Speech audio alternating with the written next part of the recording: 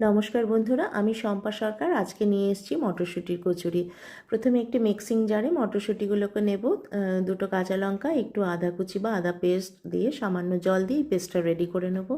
এরপর কড়াইয়ে দেব সর্ষের তেল, তাতে কালো জিরে আর হিং ফোড়ন দেব। এরপর মটরশুঁটির পেস্টটা কড়াইয়ে দিয়ে দেবো।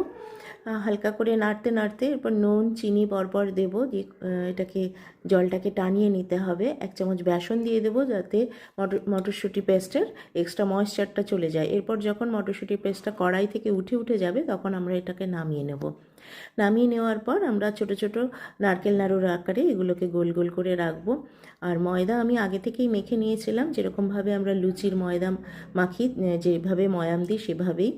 এরপর ময়দার লেচিগুলোকে আমি হাতে চেপে চেপে একটা গোল বাটির মতো বানিয়ে নেওয়ার পর ওই মটরশুঁটির পুরটা ভেতরে দিয়ে ময়দার মুখটাকে, লেচির মুখটাকে খুব ভালো করে আটকে নেব। এই মটরশুঁটির কচুরি আমরা অনেক কিছুর সঙ্গে সার্ভ করতে পারি। আলুর দম, চিকেন বা যে কোনো আলুর তরকারি বেশ ভালোই লাগে শীতকালে।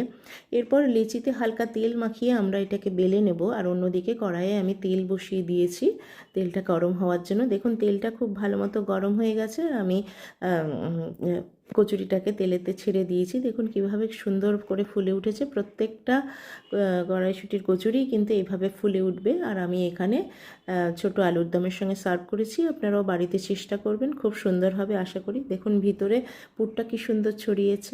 নমস্কার বন্ধুরা, আমি শম্পা সরকার। আজকে নিয়ে এসেছি মটরশুঁটির কচুরি। প্রথমে একটি মিক্সিং জারে মটরশুঁটিগুলোকে নেব। দুটো কাঁচা লঙ্কা, একটু আদা কুচি বা আদা পেস্ট দিয়ে সামান্য জল দিয়ে পেস্টটা রেডি করে নেব।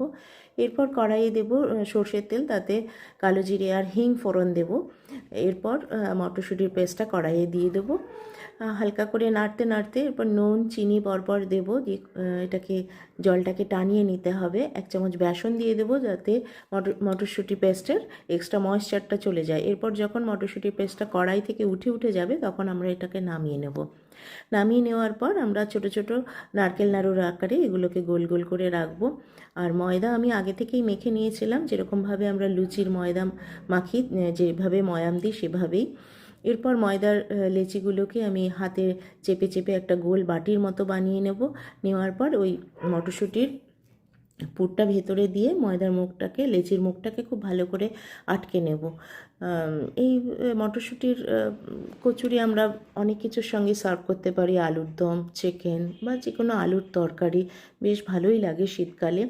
এরপর লেচিতে হালকা তেল মাখিয়ে আমরা এটাকে বেলে নেব। আর অন্যদিকে কড়াইয়ে আমি তেল বসিয়ে দিয়েছি তেলটা গরম হওয়ার জন্য। দেখুন তেলটা খুব ভালো মতো